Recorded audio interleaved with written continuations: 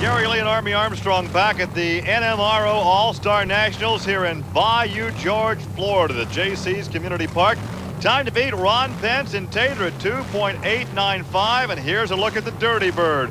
Gary Osteen, the 57 Ford T-Bird, the fiberglass body, covering up that Ford 572 cubic inch engine. You know, Gary, one thing that I find very interesting about this sport, there's no common denominator as far as the body goes. Now, this is a Ford-powered vehicle in the early model Ford, but there's everything in this class. Hey, he made a good little run in a full-body car, didn't he? 3.557 for Gary Osteen in the Dirty Bird. You notice there are ruts starting to develop. The camera's starting to show them now, and you're also starting to get a little porpoising with these vehicles, so the track in racer terms would be what we call going away. Next truck up, believe it or not, is a 1990 Chevrolet out of Oklahoma, Gary. Yeah, Gary Osteen's Ford T-Bird looked like a T-Bird. I'm not so sure this looks like a Chevy pickup, though. Point well taken. This is Keith Addison in High Anxiety at 439 cubic inch Chevy. They're starting to pick the lanes.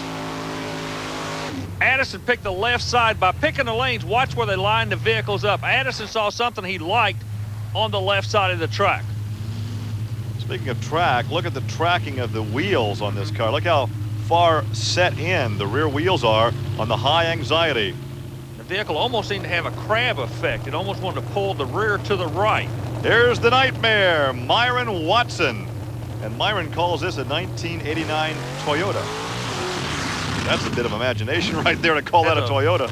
Some type of electrical problem. You hear the engine break up. He coasts through the end of 438. Not what he was looking for, Gary. Once again, the Toyota with a Chevy 454 Rodec. He really illustrates the bounce that track is developing. Well, here's a guy right here, Army, that could get the job done. We have seen him win in the past here. Vandalia, Ohio's Chad Miller, a 1927 Roadster with the Rodec power plant. He calls it Instant T. Yeah, he calls it Instant T. I call it the Sky Pilot. Look at this kid.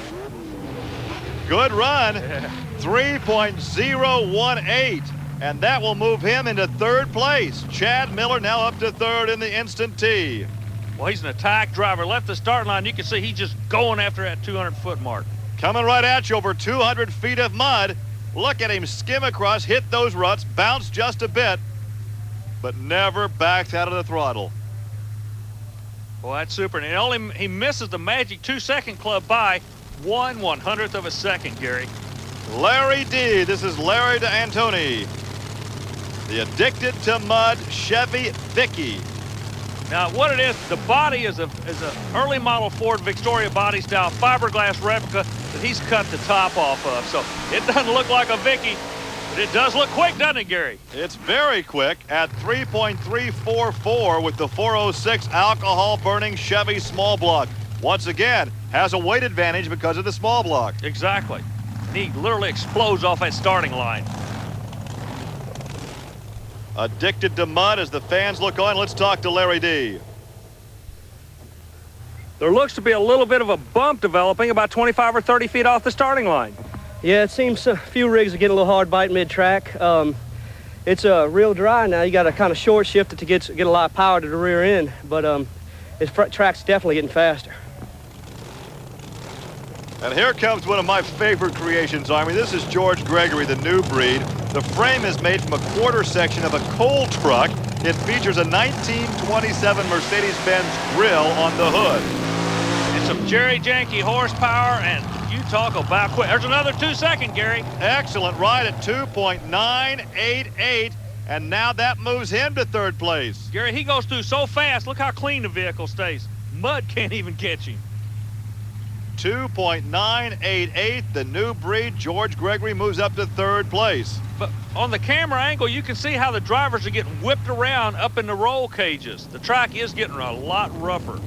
Ford product now. This is Chuck Knoll, the stepchild, a 1968 Ford Bronco with an SVO Ford engine. Now, when he came into the event, it looked like a Ford Bronco, but he took the nose off, he took the doors off. What he's trying to do is to get it down and get it light. They call it the stepchild. And here is the time, 3.373. Gary, the screen comes up with a replay again. I'm trying to notice what these guys are seeing in the left side of the track. Everybody has a tendency to pick a lane. More people are going to the left than anywhere else, and I can't see what they see over there. Can you see it? Well, let's see if Stephen Price can see it. Let's see where he lines up in the Great Grand Mudder. Meridian, Mississippi, the hometown for Stephen Price. He just purged the nitrous system on it. You saw a little bit of white smoke come out. He's purging the nitrous system. Get the horsepower. He starts on the right side and comes out on the left and goes back to the right. He had to hold his breath on that ride at 3.438. What they're doing, they're catching ruts now. You can see it. This camera angle is tremendous. It shows you the abuse these guys are taking in these vehicles. Well, Ron Pence continues to lead in Tater at 2.895. Paula Harbuck is second, flirting with disaster. And George Gregory, the new breed, has moved up to third position. And here is that run of Tater coming right at you as we're coming back with more from Bayou George, Florida.